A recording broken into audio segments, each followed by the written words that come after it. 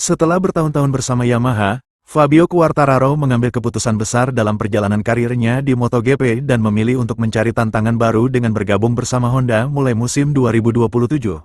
Pembalap asal Prancis ini akhirnya menyepakati kontrak berdurasi 2 musim bersama Honda. Keputusan tersebut tidak lepas dari performa yang dialaminya bersama Yamaha dalam beberapa tahun terakhir. Gelar juara dunia 2021 menjadi pencapaian terakhir Quartararo di posisi teratas di kelas Premier. Setelah itu, El Diablo, julukan akrab Fabio Quartararo, dinilai belum kembali ke level kompetitif, bahkan sudah cukup lama ia tidak merasakan manisnya kemenangan di kelas utama ini. Quartararo mengaku keputusannya tersebut terjadi saat menjalani tes MotoGP di Valencia pada akhir 2025.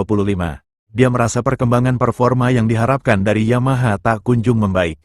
Ketika menjalani tes di Valencia tahun lalu, saya mulai merasa membutuhkan perubahan, ujar Quartararo. Dari sana, saya memutuskan bahwa sudah waktunya mengakhiri perjalanan bersama Yamaha, ucapnya. Persoalan utama yang tengah dihadapi Quartararo bukan hanya sekadar hasil, namun dia juga mulai tak menikmati menjalani balapan karena merasa sulit bersaing dengan pembalap lain di barisan depan. Saya adalah pembalap yang sangat kompetitif. Ketika sudah memberikan kemampuan terbaik tetapi masih melihat pembalap lain melewati saya, tentu situasi seperti itu membuat saya tidak menikmati balapan. Tambahnya, situasi tersebut semakin terasa pada musim 2026. Dari 12 seri yang telah dilalui, Quartararo hanya sekali mampu finish di posisi kelima, dan kini ia berada di posisi ke-14 klasemen. Keputusan Quartararo untuk gabung ke Honda tentu menjadi tantangan tersendiri bagi pembalap asal Prancis ini. Ditambah lagi pabrikan Jepang ini juga belum sepenuhnya kembali ke performa terbaiknya dalam persaingan papan atas di beberapa musim terakhir. Quartararo berharap perubahan-perubahan besar bakal terjadi dengan proyek baru bersama Honda dan bisa membawanya kembali ke level kompetitif pada MotoGP 2027. Keputusan tersebut sekaligus mengakhiri spekulasi panjang tentang kepindahannya bersama Yamaha sejak debut di kelas utama.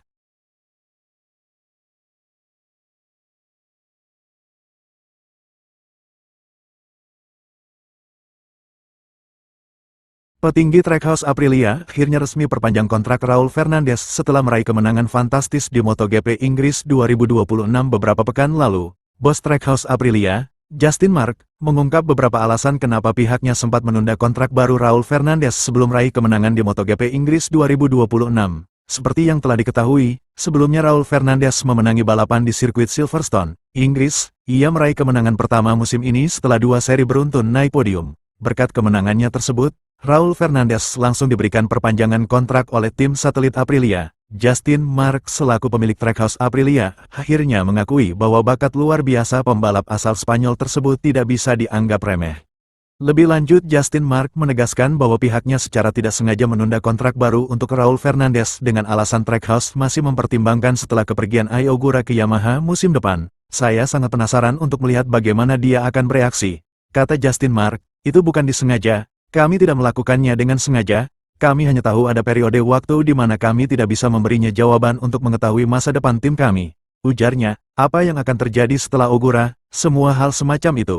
Selama periode itu, melihat dia mengatasi stres dan ketidakpastian dan menyalurkannya ke dalam performa di lintasan balap, itulah yang harus dilakukan oleh para pembalap hebat, jelas Justin Mark. Menurutnya, Raul Fernandez telah menunjukkan potensinya sebagai pembalap terbaik dan memang layak untuk mendapatkan perpanjangan kontrak tersebut.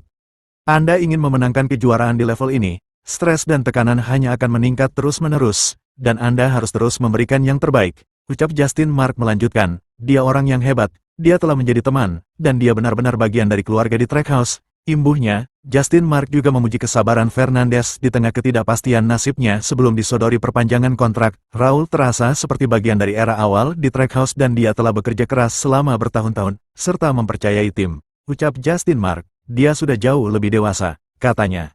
Selama masa ketidakpastian itu, dia mampu memisahkan hal itu dan fokus pada pekerjaan serta menyelesaikan tugasnya, yang menunjukkan ketahanan dan kematangan dalam pendekatannya. Dia adalah anggota tim yang hebat, ujarnya. Dia benar-benar sedang menunjukkan kemampuannya sebagai pembalap saat ini, dan saya pikir dia memiliki masa depan yang cerah.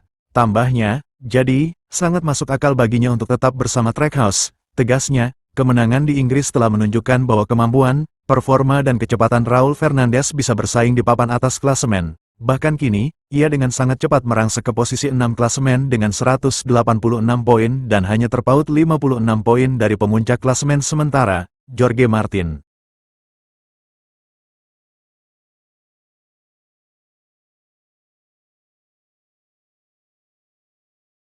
Yamaha meraih hasil kurang memuaskan pada MotoGP 2026 dan kini dengan cepat mereka lebih memilih mengalihkan fokusnya untuk mengejar kebangkitan pada musim 2027.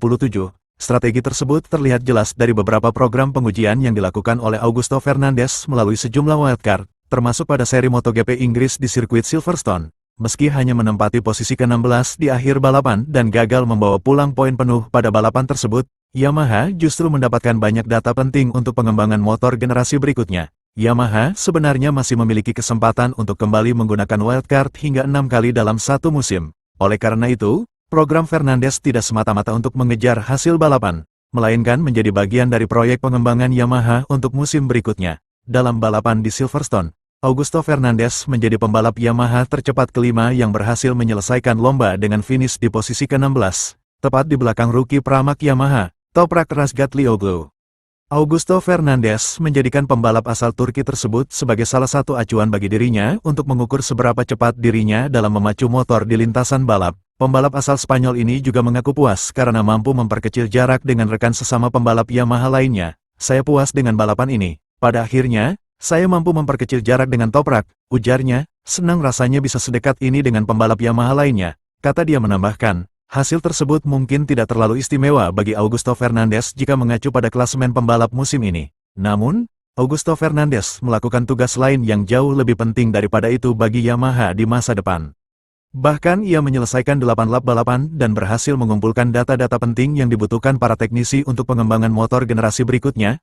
Program tersebut tentu saja berkaitan erat dengan perubahan besar yang dilakukan Yamaha pada musim ini, di mana pabrikan Jepang ini mengakhiri penggunaan mesin 4 silinder segaris pada akhir 2025 dan mulai mengembangkan konsep baru Yamaha bermesin V4 untuk menghadapi regulasi baru MotoGP 2027.